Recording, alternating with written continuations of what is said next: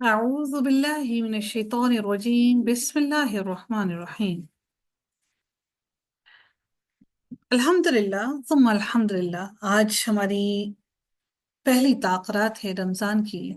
ہم اللہ تعالیٰ کے مشکور ہیں۔ اللہ تعالیٰ کے آگے جتنی بھی ہم اس کا شکر ادا کریں کم ہے کہ آج رب کائنات نے ہمیں زندگی میں پھر سے ایک مرتبہ رمضان المبارک عطا کیا۔ یقیناً ہمارے ساتھ بہت سے لوگ ایسے ہیں جو اس سال ہمارے ساتھ روزوں میں رمضان میں شامل نہیں ہیں، اور یقیناً ہم ان خوش نصیب لوگوں میں ہیں جنہیں اللہ تعالیٰ نے پھر سے ایک مرتبہ اس رمضان کے مہینے کی رحمتوں سے، اللہ تعالیٰ نے اس کی نعمتوں سے فیضیاب ہونے کی توفیق ہمیں عطا فرمائی ہے۔ اللہ سے دعا ہے کہ اللہ تعالیٰ ہمیں شب قدر نصیب فرمائے، اور ہم اس شب قدر کو پا کر اپنے رب سے ساری دعائیں مانگ لیں اور اپنے رب سے اپنے گناہوں کی بخشش کروا لیں۔ بڑا ہی بد نصیب رہا وہ انسان جو رمضان پا کر بھی اپنی گردن کو جہنم کی آگ سے نہ بچا سکا۔ میرے رب نے اس رمضان کے مہینے کو ہمارے لیے جہنم سے بھاگنے کے لیے، جہنم سے آزاد ہونے کے لیے، ہماری گردنوں کو جہنم سے آزادی کے حاصل کرنے کے لیے عطا کیا۔ ہم سورۃ القدر کو دیکھتے ہیں اور کوشش کرتے ہیں کہ ہم اس کو سمجھ سکیں، اور آج کی رات جو پہلی طاق رات ہے، ہم دیکھیں کہ ہم اس کی رحمتوں کو دیکھیں اور ہم سمجھنے کی کوشش کریں کہ اللہ تعالیٰ نے اس سورۃ القدر کے اندر کیا کیا بیان کیا ہے۔ اس کے بارے میں بہت ساری روایات ہیں، میں آپ کو وہ ساری کوشش کروں گی کہ روایات کے بارے میں آپ کو بیان کر سکوں۔ در حقیقت مقصد یہ ہے کہ اللہ تعالیٰ نے قرآن کریم کو لیلۃ القدر میں نازل فرمایا ہے، اور اسی کا نام لیلۃ المبارکہ بھی ہے، اور اللہ تعالیٰ نے ارشاد فرمایا ایک جگہ پر قرآن کے اندر کہ انا انزلناہ فی لیلۃ مبارکہ، اور یہ بھی قرآن سے ثابت ہے کہ یہ رات رمضان المبارک کے مہینے میں ہے، جیسے اللہ تعالیٰ نے فرمایا شہر رمضان الذی انزل فیہ القرآن، کہ اللہ تعالیٰ نے اس قرآن کو رمضان کے مہینے میں نازل فرمایا ہے۔ ابن عباس کے قول ہے کہ پورا قرآن پاک لوح محفوظ میں سے آسمان اول پر بیت العزت میں اس رات اترا، یعنی اس رات جو ہے بیت العزت میں پورا قرآن پہلے لوح محفوظ میں تھا، وہاں سے پورا کا پورا قرآن ایک ہی رات میں بیت العزت پر اترا، پھر تفصیل سے آہستہ آہستہ بتدریج زمین پر جو نبی اکرم صلی اللہ علیہ وآلہ وسلم کی طرف اترا، وہ 23 سالوں میں اترا۔ ٹھیک ہے، 23 سالوں میں پھر نبی اکرم صلی اللہ علیہ وآلہ وسلم کی طرف یہ اترا۔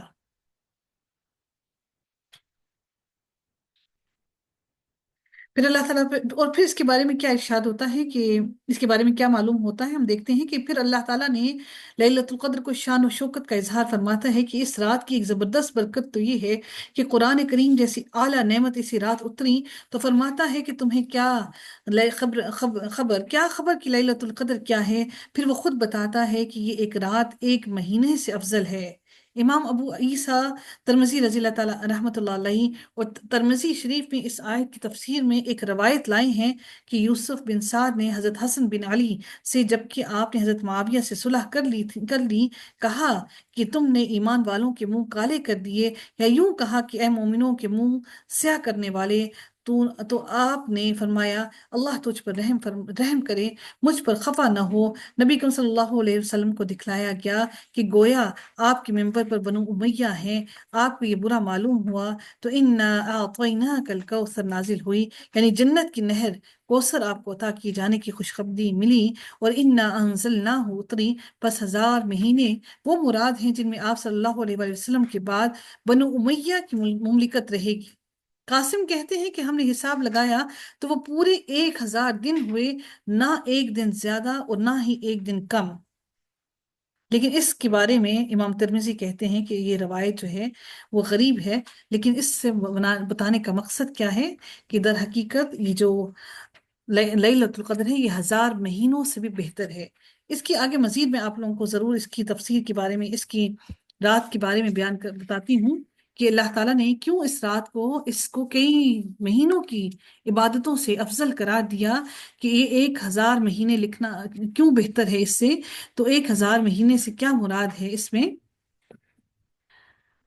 کہ حضرت معاویہ رضی اللہ تعالیٰ عنہ کی مستقل سلطنت سن 3 ہجری میں قائم ہوئی، جبکہ حضرت امام حسن نے آپ کے ہاتھ پر بیعت کر لی اور امر خلافت آپ کو سونپ دیا، اور سب لوگ بھی حضرت امیر معاویہ کی بیعت پر جمع ہو گئے، اور اس سال کا نام ہی عام الجماعہ مشہور ہوا۔ پھر شام وغیرہ میں برابر بنو امیہ کی سلطنت قائم رہی۔ ہاں، تقریباً 9 سال تک حرمین شریفین اور اس کے بعد شہروں پر حضرت عبداللہ بن زبیر کی سلطنت ہو گئی تھی، لیکن تاہم اس مدت میں بھی کلیتاً ان کے ہاتھ سے حکومت نہیں گئی۔ البتہ بعض شہروں پر سے حکومت ہٹ گئی تھی، اور 132 ہجری میں بنو العباس نے اس سے خلافت اپنے قبضے میں کر لی۔ پس ان کی سلطنت کی مدت 92 برس ہوئی، اور یہ 1000 ماہ سے بہت زیادہ ہے۔ 1000 مہینے 83 سال 4 ماہ ہوتے ہیں، اور قاسم بن فضل کا یہ حساب اس طرح تقریباً ٹھیک ہو جاتا ہے کہ یہ جو خلافت جو تھی بنو امیہ کی، اس خلافت کے بارے میں کہا گیا، پہلے ہی خبر دے دی گئی۔ بہرحال اللہ تعالیٰ بہتر جانتا ہے اس کے بارے میں کہ در حقیقت اصل بات کیا تھی۔ ہم دیکھتے ہیں کہ ابن ابی حاتم میں ہے کہ حضرت مجاہد فرماتے ہیں کہ نبی کریم صلی اللہ علیہ وآلہ وسلم نے بنی اسرائیل کے ایک شخص کا ذکر کیا جو 1000 ماہ تک اللہ کی راہ میں یعنی جہاد میں ہتھیار بند رہا۔ مسلمانوں کو یہ سن کر تعجب ہوا، تو اللہ عز و جل نے یہ صورت اتاری کہ ایک لیلۃ القدر کی عبادت اس شخص کی 1000 مہینے کی عبادت سے افضل ہے۔ ابن جریر میں ہے کہ بنی اسرائیل میں ایک شخص تھا جو رات کو قیام کرتا تھا صبح تک، اور دن میں دشمنان دین سے جہاد کرتا تھا شام تک۔ 1000 مہینے تک یہی سلسلہ اس کا رہا۔ پس اللہ تعالیٰ نے یہ صورت نازل فرمائی کہ اس امت کے کسی شخص کا صرف لیلۃ القدر کا قیام اس عابد انسان کے جو اللہ تعالیٰ کی عبادت گزار رہا، اس کی 1000 مہینے کی اس عبادت سے بھی زیادہ افضل ہے۔ ابن ابی حاتم میں ہے کہ رسول اللہ صلی اللہ علیہ وآلہ وسلم نے بنی اسرائیل کے 4 عابدوں کا ذکر کیا جنہوں نے 80 سال تک اللہ تعالیٰ کی عبادت کی تھی، ایک آنگ چپکنے کے برابر بھی خدا کی نافرمانی نہیں کی۔ حضرت ایوب، حضرت زکریا، حضرت خرقیل بن عجوز، حضرت یوشع رضی اللہ تعالیٰ، حضرت علیہ السلام، اصحاب رسول کو سخت تر تعجب ہوا۔ آپ کے پاس حضرت جبرائیل علیہ السلام آئے اور کہا کہ اے محمد، آپ کی امت نے اس جماعت کی اس عبادت پر تعجب کیا، تو اللہ تعالیٰ نے اس سے بھی افضل ترین چیز آپ پر نازل فرمائی، اور فرمایا کہ یہ افضل ہے اس سے جن پر آپ اور آپ کی امت نے تعجب ظاہر کیا۔ پس حضرت صلی اللہ علیہ وآلہ وسلم اور آپ کے صحابہ بے حد خوش ہوئے۔ حضرت مجاہد فرماتے ہیں کہ مطلب یہ ہے کہ اس رات کا نیک عمل، اس کا روزہ، اس کی نماز 1000 مہینوں کے روزے اور اس نماز سے زیادہ افضل ہے جن میں لیلۃ القدر نہ ہو۔ تو سوچئے کہ یہ رات اتنی زیادہ عبادتوں یعنی کہ پورے 1000 سال کے لیے قیام کرنے سے بہتر ہے۔ حضرت ابو ہریرہ رضی اللہ تعالیٰ عنہ فرماتے ہیں کہ جب رمضان آ گیا تو رسول اللہ صلی اللہ علیہ وآلہ وسلم نے فرمایا، لوگو، تم پر رمضان کا مہینہ آ گیا، یہ بابرکت مہینہ آ گیا ہے، اس کے روزے اللہ نے تم پر فرض کیے، اس میں جنت کے دروازے کھول دیے جاتے ہیں اور جہنم کے دروازے بند کر دیے جاتے ہیں، شیاطین قید کر لیے جاتے ہیں، اس میں ایک رات ہے جو 1000 مہینے سے افضل ہے، اس کے بھلائی سے محروم رہنے والا حقیقی طور پر بدقسمت ہے۔ اللہ تعالیٰ ہمیں اس رات سے محروم نہ رکھے۔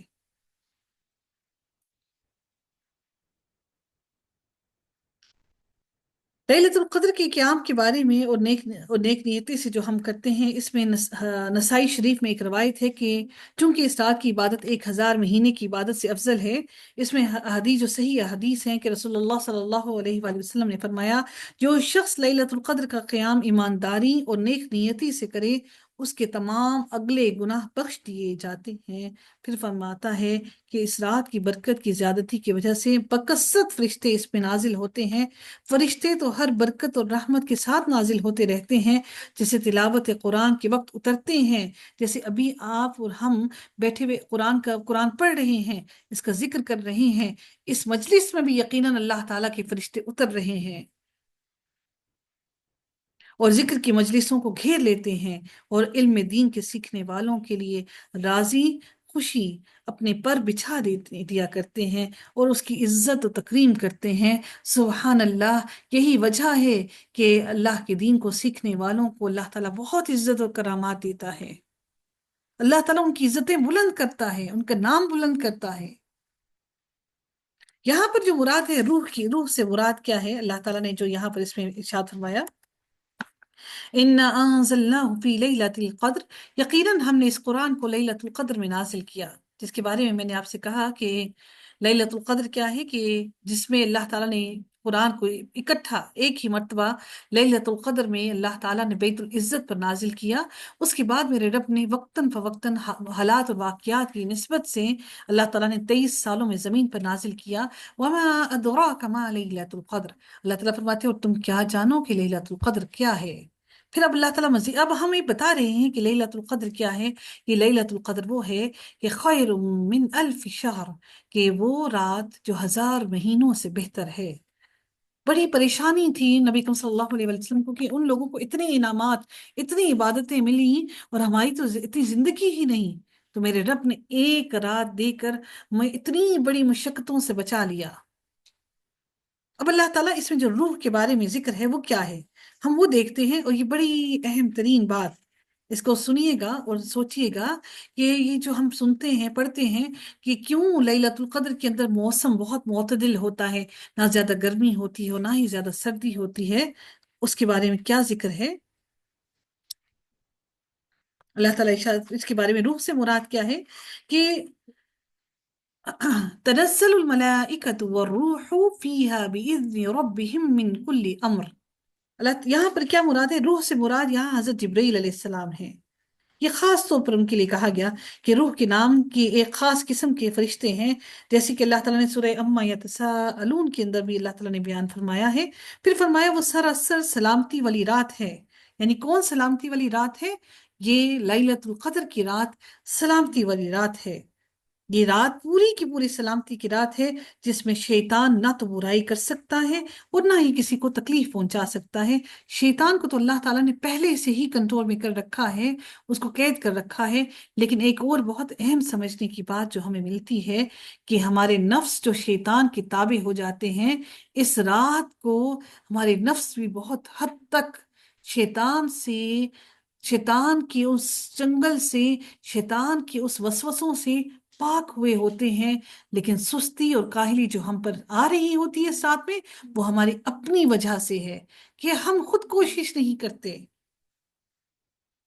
حضرت قتادہ فرماتے ہیں کہ اس میں تمام کاموں کا فیصلہ کیا جاتا ہے، عمر اور رزق مقدر کیا جاتا ہے، جیسے اور جگہ فرمایا اللہ کہ فیہا یفرق کل امر حکیم، یعنی اسی رات میں ہر حکمت والے کام کا فیصلہ کیا جاتا ہے۔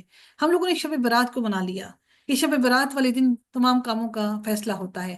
میرے رب نے کہا یہاں پر فیہا بِإِذْنِ رَبِّهِم مِّن كُلِّ امر، ہر کام کے بارے میں اللہ تعالیٰ کے فرشتے اس رات اترتے ہیں اور اس رات میں فیصلے کیے جاتے ہیں۔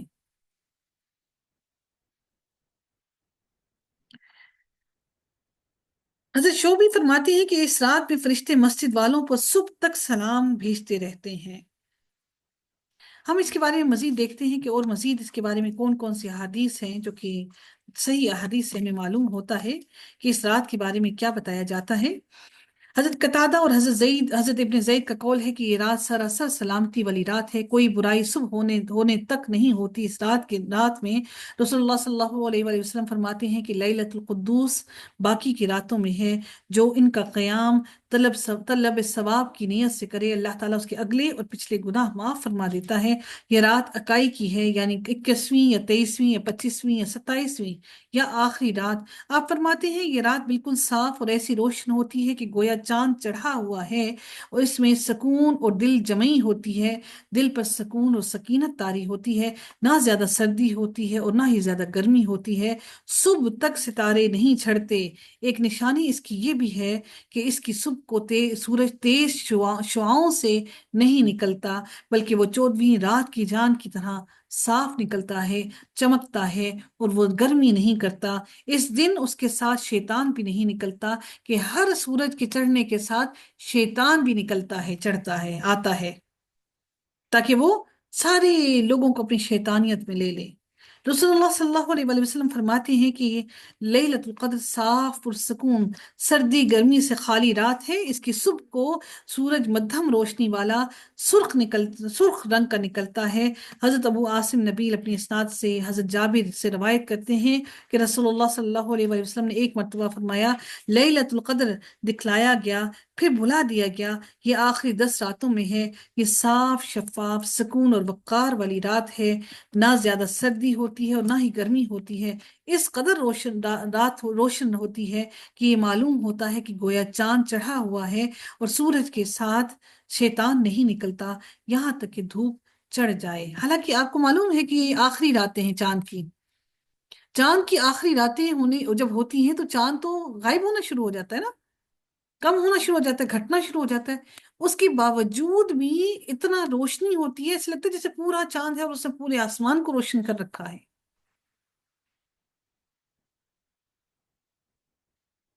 अब एक इख्तलाफ जो उलमा में पाया जाता है लैलतुल क़द्र के बारे में कि वो अगली उम्मतों में थी या नहीं थी, कि लैलतुल क़द्र अगली उम्मतों में भी थी या सिर्फ इसी उम्मत को अल्लाह ताला ने ये खसूसियत दी। इसके बारे में एक हदीस में आया है कि सल्लल्लाहु अलैहि वसल्लम ने जब नजरें डाली और ये मालूम किया कि अगले लोगों की उम्रें बहुत ज़्यादा होती थी, तो आप सल्लल्लाहु अलैहि वसल्लम को फ़ौरन ही ये ख्याल गुजरा कि मेरी उम्मत की उम्रें इनके मुकाबले में कम हैं, तो नेकियां भी कम ही रहेंगी उनकी, और फिर दर्जात और सवाब में भी कमी रहेगी। तो अल्लाह ताला ने आपको ये रात अनायत फरमाई और इसका सवाब 1000 महीने की इबादत से ज्यादा देने का वादा फरमाया। इस हदीस से मालूम होता है कि ये रात अल्लाह ताला ने सिर्फ और सिर्फ खास तौर पर आप लोगों के लिए, मेरे लिए और हम सब के लिए बनाई है। सुभान अल्लाह। फिर हम इस रात से क्यों ना हम फायदा हासिल करें। फिर हम इस रात में अल्लाह की इबादत क्यों ना करें। फिर इस रात में हम अल्लाह ताला से क्यों ना मांगे।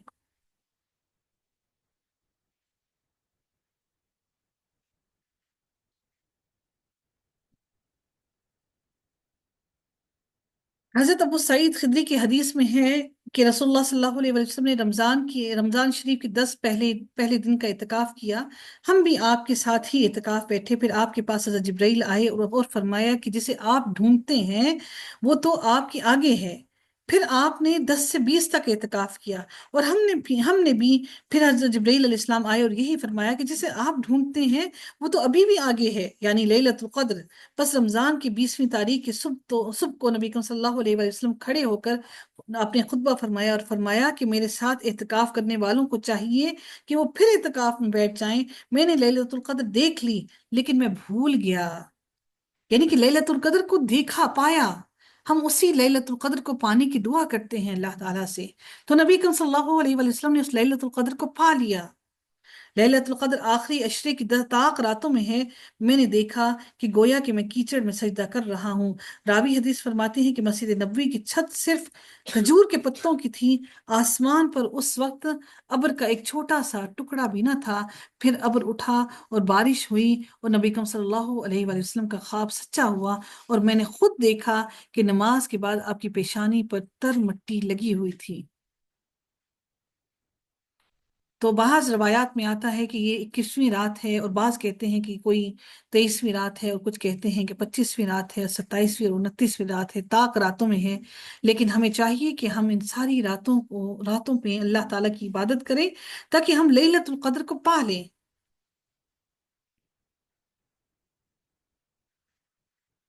हजरत जर ने हजरत अबी बिन काब से कहा कि आपके भाई हजरत अब्दुल्ला बिन मसूद फरमाते हैं कि जो शख्स साल भर रातों को क्याम करेगा वो लैलतुल क़द्र को पाएगा। आपने फरमाया अल्लाह ताला उन पर रहम करे। वो जानते हैं कि ये रात रमजान में ही है, ये 27वीं रात रमजान की है। फिर इस बात पर हजरत अबी ने कसम खाई। मैंने पूछा आपको ये कैसे मालूम हुआ। जवाब दिया कि इन निशानियों को देखने से जो हम बताए गए हैं कि इस दिन सूरज शुआओं बगैर निकलता है। और रवायत में है कि हजरत अबी रजी अल्लाह तआला अन्हु ने कहा, इस अल्लाह की कसम जिसके सिवा कोई माबूद नहीं कि ये रात रमजान में ही है, आपने इस पर इंशाअल्लाह भी नहीं फरमाया और पुख्ता कसम खा ली। پھر فرمایا مجھے خوب معلوم ہے کہ وہ کون سی رات ہے جس میں قیام کرنے کا رسول اللہ کا حکم ہے، یہ 27ویں رات ہے۔ اس کی نشانی یہ ہے کہ اس کی صبح کو سورج سفید رنگ نکلتا ہے اور تیزی زیادہ نہیں ہوتی۔ حضرت معاویہ، حضرت ابن عمر، حضرت ابن عباس وغیرہ سے بھی یہی روایت مروی ہے، اور کہ رسول اللہ صلی اللہ علیہ وسلم نے فرمایا کہ یہ رات 27ویں رات ہے، اور سلف کی ایک جماعت نے بھی یہی کہا، اور امام احمد بن حنبل بھی کا بھی یہی مسلک ہے، اور امام ابو حنیفہ بھی یہی روایت کرتے ہیں کہ یہ 27ویں رات ہے، جس میں ہم لوگ باقی ساری راتوں کو چھوڑ کے 27ویں رات میں ہم مکمل طور پر عبادت کے لیے بیٹھ جاتے ہیں، کہ یہ 27ویں رات ہی ہے۔ یہ ان کے قول کی سبب یہ ساری باتیں بیان کی جا رہی ہیں، کہ جو سارے لوگ کہتے ہیں کہ کسی نے 27ویں رات کو خاص طور پہ پکڑ لیا، لیکن ایسا نہیں ہے کہ ہم صرف 27ویں رات کو مان لیں کہ یہی وہ رات ہے جس کے لیے کہا گیا کہ یہ لیلۃ القدر ہے۔ حضرت عائشہ رضی اللہ تعالیٰ عنہ سے روایت ہے کہ رسول اللہ صلی اللہ علیہ وسلم نے فرمایا کہ رمضان کے آخری عشرے کی طاق راتوں میں شب قدر کی جستجو کرو۔ امام شافعی کے اس فرمان پر کہ لیلۃ القدر ہر رمضان میں ایک معین رات ہے اور اس کا ہیر پھیر نہیں ہوتا، یہ حدیث دلیل بن سکتی ہے، جو صحیح بخاری میں حضرت عبادہ بن صامت رضی اللہ تعالیٰ عنہ کی روایت سے ہے کہ رسول اللہ صلی اللہ علیہ وآلہ وسلم ہمیں لیلۃ القدر کی خبر دینے کے لیے کہ فلاں رات لیلۃ القدر رہے نکلے، دو مسلمان آپس میں جھگڑ رہے تھے۔ اب میں آپ کو بتاؤں کہ یہ خبر ہمیں کیوں نہیں ملی خاص طور پر اس رات کی، تو آپ نے فرمایا کہ تمہیں لیلۃ القدر کی خبر دینے کے لیے آیا تھا، لیکن فلاں فلاں کی لڑائی کی وجہ سے وہ اٹھا لی گئی، اور ممکن ہے کہ اسی میں تمہاری بہتری ہے، اب اسے تم نویں 27ویں اور 5ویں راتوں میں ڈھونڈو۔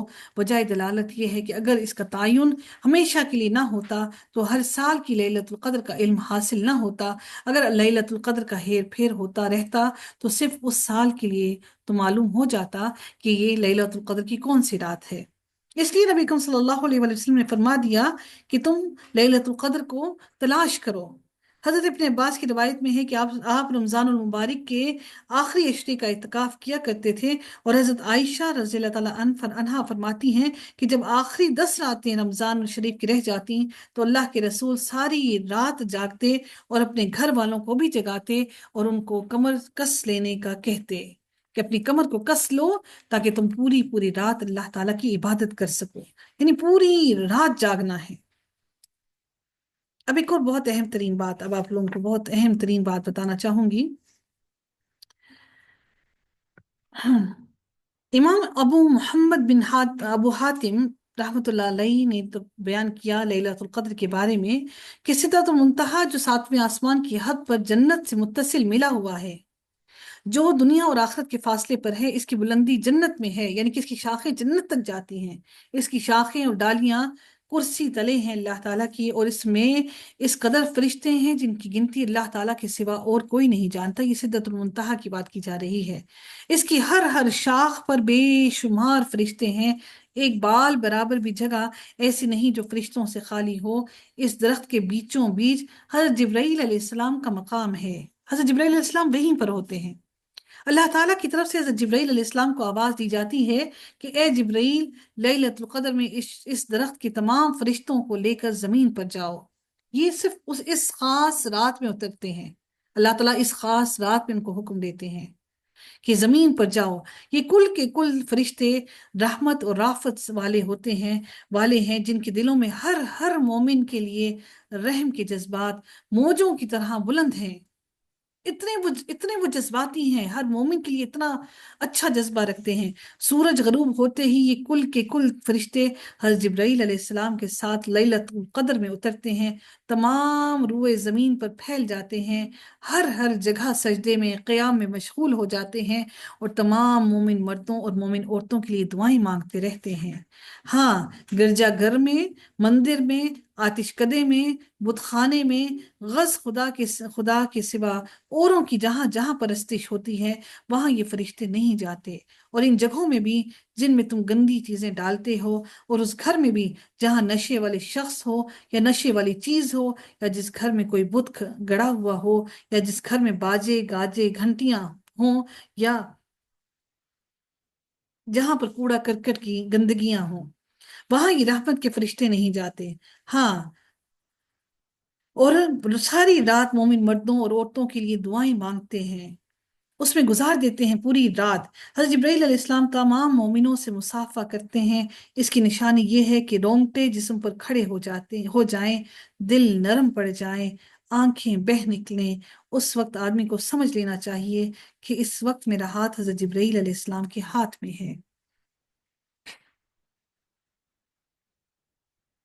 یہ ابن ماجہ کی حدیث ہیں جو ابھی آپ سے بیان کی گئی ہیں، جس میں یہ بیان کیا گیا ہے۔ اور حضرت کعب رضی اللہ تعالیٰ عنہ فرماتے ہیں کہ جو شخص اس رات میں 3 مرتبہ لا الہ الا اللہ پڑھے، اس کی پہلی مرتبہ کے پڑھنے پر گناہوں کی بخشش ہو جاتی ہے، دوسری مرتبہ کے کہنے پر آگ سے نجات مل جاتی ہے، اور تیسری مرتبہ کے کہنے پر جنت میں داخل ہو جاتا ہے۔ راوی نے پوچھا کہ اے ابو اسحاق، جو اس کلمے کو سچائی سے کہے، اس کے فرمایا یہ تو نکلے گا ہی اس کے منہ سے جو سچائی سے اس کا کہنے والا ہو۔ اس اللہ کی قسم جس کے ہاتھ میں میری جان ہے کہ لیلۃ القدر کافر اور منافق پر تو اتنی بھاری پڑتی ہے کہ گویا اس کی پیٹھ پر پہاڑ آ پڑا ہو۔ وہ اپنے آپ کو بہت بوجھل سمجھتا ہے، اس کا جسم اٹھتا نہیں کہ وہ اللہ تعالیٰ کے پاس آئے، اللہ تعالیٰ کی عبادت کے لیے کھڑا ہو۔ اس کے الفاظ زبان سے ادا ہوتے نہیں، اور اس کا جسم تھکا ہوا ہارا ہوا ہوتا ہے۔ وہ حشاش نہیں ہوتا، حشاش بشاش نہیں ہوتا۔ یہ رات اس پر بڑی بھاری گزرتی ہے۔ غرض فجر ہوتے تک فرشتے اسی طرح رہتے ہیں، پھر سب سے پہلے حضرت جبرائیل علیہ السلام واپس اوپر چڑھتے ہیں، صبح ہوگی واپس چڑھنے لگے۔ اسی لیے شیطان سورج کے ساتھ نہیں چڑھتا، نہیں آتا، کیونکہ فرشتے ہیں، وہ اللہ تعالیٰ کے بہترین فرشتے، جن کا زمین پر آنے کا اور کوئی مقصد نہیں، صرف سال میں 1 مرتبہ اترتے ہیں، وہ چڑھ رہے ہیں اوپر آسمانوں میں۔ سب سے پہلے حضرت جبرائیل علیہ السلام چڑھتے ہیں، اور بہت اونچے چڑھ کر اپنے پروں کو پھیلا دیتے ہیں، بالخصوص ان 2 سبز پروں کو جنہیں اس رات کے سوا وہ کبھی نہیں پھیلاتے۔ یہی وجہ ہے کہ سورج کی تیزی ماند پڑ جاتی ہے اور شعاعیں جاتی رہتی ہیں، پھر ایک ایک فرشتے کو پکارتے ہیں اور سب کے سب اوپر چڑھتے ہیں۔ پس فرشتوں کا نور اور جبرائیل علیہ السلام کے پروں کا نور مل کر سورج کو ماند کر دیتا ہے۔ اس دن سورج متحیر رہ جاتا ہے۔ حضرت جبرائیل اور یہ سارے کے سارے بے شمار فرشتے یہ دن آسمان اور زمین کے درمیان مومن مردوں اور مومن عورتوں کے لیے رحمت کی دعائیں مانگنے میں اور ان کے گناہوں کی بخشش کی طلب کرنے میں گزار دیتے ہیں۔ نیک نیتی کے ساتھ روزے رکھنے والوں کے لیے اور ان لوگوں کے لیے بھی جن کا یہ خیال رہا کہ اگلے سال بھی اگر خدا نے زندگی رکھی تو رمضان کے روزے عمدگی کے ساتھ پورے کریں گے، یہی دعائیں مانگتے رہتے ہیں۔ شام کو آسمان دنیا پر چڑھ جاتے ہیں، وہاں کے تمام فرشتے جو آسمان دنیا کی جو پہلا آسمان ہمارے سر کے اوپر ہے، وہاں پر جو اللہ کے تمام فرشتے ہیں وہ سارے کے سارے صفیں باندھ کر کھڑے ہوتے ہیں، جمع ہو جاتے ہیں یہ خبر لینے کے لیے کہ یہ فرشتے اللہ نے خاص طور پر زمین پر بھیجے، دیکھیں یہ کیا خبر لے کر اوپر آسمانوں میں آئے ہیں۔ ان کے آس پاس کھڑے ہو جاتے ہیں صفیں باندھ کر، اور ایک ایک مرد اور ایک ایک عورت کے بارے میں ان سے سوال کرتے ہیں اور یہ جواب دیتے ہیں، یہاں تک کہ وہ پوچھتے ہیں کہ فلاں شخص کو تم نے کس حالت میں پایا؟ تو یہ کہتے ہیں کہ گزشتہ سال تو ہم نے اسے عبادتوں میں پایا تھا، لیکن اس سال تو وہ بدعتوں میں مبتلا ہو گیا، اور فلاں شخص گزشتہ سال بدعتوں میں مبتلا تھا، لیکن اس سال ہم نے اسے سنت کے مطابق عبادتوں میں پایا۔ بس یہ فرشتے اس سے پہلے اس شخص کے لیے بخشش کی دعائیں مانگنی موقوف کر دیتے ہیں، اور اس دوسرے شخص کے لیے شروع کر دیتے ہیں، اور یہ فرشتے انہیں سناتے ہیں کہ فلاں فلاں کو ہم نے ذکر اللہ میں پایا، اور فلاں کو رکوع میں پایا، اور فلاں کو سجدے میں، اور فلاں کو کتاب اللہ کی تلاوت میں۔ غرض ایک رات دن یہاں گزار کر دوسرے آسمان پر جاتے ہیں۔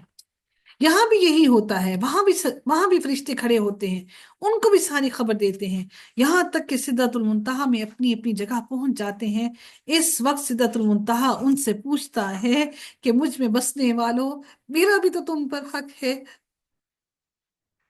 میں بھی ان سے محبت رکھتا ہوں جو خدا سے محبت رکھیں، ذرا مجھے بھی تو ان لوگوں کی خبر دو، ان کی حالت کی خبر دو کہ تم نے ان کو کیسا پایا جن کے لیے تم یہاں سے اللہ کا ذکر چھوڑ کر تم زمین میں اترے، ہمیں بھی ان کی خبر دو۔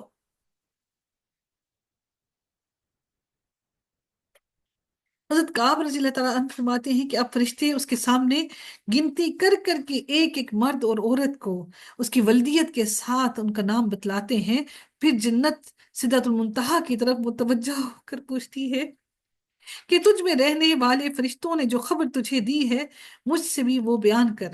چنانچہ سدرہ اس سے ذکر کرتا ہے. یہ سن کر وہ کہتی ہے، جنت کہتی ہے کہ خدا کی رحمت ہو فلاں مرد پر اور فلاں عورت پر، خدایا تمہیں جلدی مجھ سے، خدا تجھے جلدی مجھ سے ملا دے. جنت چاہتی ہے کہ جنتی جلدی اس سے مل جائے. جبرائیل علیہ السلام سب سے پہلے اپنی جگہ پہنچ جاتے ہیں. انہیں الہام ہوتا ہے اور یہ عرض کرتے ہیں، پروردگار میں نے تیرے فلاں فلاں بندوں کو سجدے میں پایا، تو انہیں بخش دے. اللہ تعالیٰ فرماتا ہے میں نے انہیں بخش دیا، میں نے انہیں بخش دیا.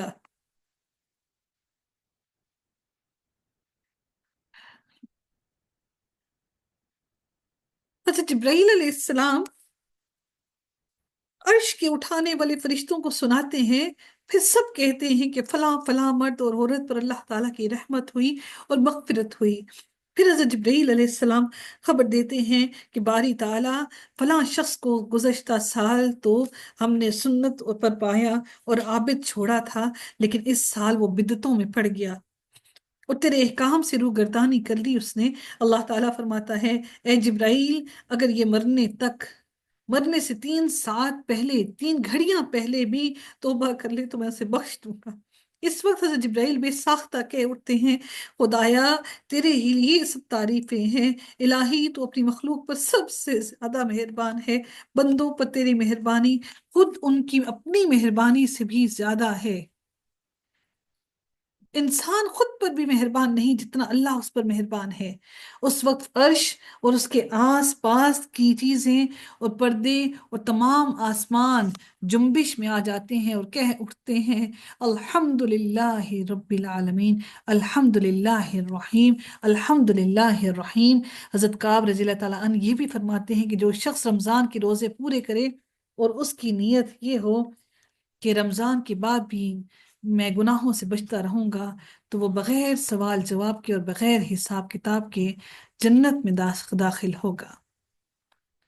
اللہ رب العزت سے دعا ہے کہ رب کائنات ہمیں بھی ان لوگوں میں شامل کرے اور اللہ تعالی ہم سب کو ليلۃ القدر نصیب فرمائے. اللہ تعالی ہم سب سے ہماری عبادتوں کو قبول فرمائے، ہمارا قیام قبول فرمائے. ہمیں بھی ان لوگوں میں شامل کرے جن کے لیے فرشتے آسمانوں میں چڑھے اور وہ ان کے لیے دعائیں کریں، کہ ہمارے لیے بخشش کی دعائیں کریں. یقیناً ہمارے گناہ اتنے زیادہ ہیں کہ شاید ہماری دعائیں ہماری گناہوں کی بخشش کے لیے کافی نہ ہوں. رب کائنات ہم سب کی مغفرت فرمائے، ہمیں اپنے دین سے جوڑ لے، ہماری نیتوں کو خالص کر لے، ہم پر اپنا خصوصی رحم کر لے، ہمیں اپنے دین میں مکمل طور پر شامل کر لے، ہماری عبادتوں کو، ہماری نیتوں کو اپنے لیے خالص کر لے. وآخر دعوانا الحمد لله رب العالمين صلى الله تعالى على خيره خلقه أجمعين برحمتك يا أرحم الراحمين. السلام عليكم ورحمة الله وبركاته.